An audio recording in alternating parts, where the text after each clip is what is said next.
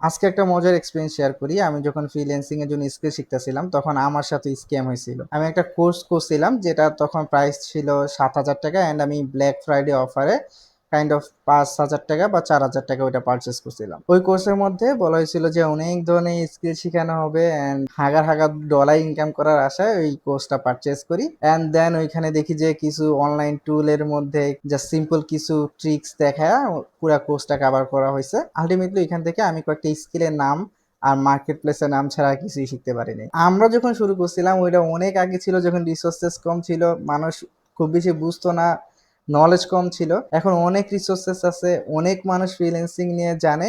এরপরও মানুষ বিভিন্ন স্ক্যামের শিকার হইতেছে, বিভিন্ন স্ক্যাম কোর্স করতেছে, যেটা খুবই আনফরচুনেট। আমরাও যে ভুলগুলা করছি এখনো 2026-এ এসে মানুষ একই ভুলগুলা করতেছে।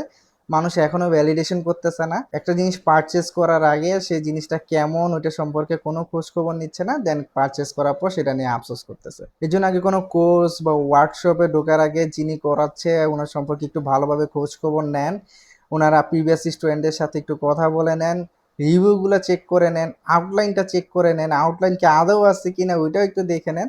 এরপর আপনারা কোর্স পারচেজ করেন বা আপনারা ওয়ার্কশপে জয়েন করেন। Best of luck.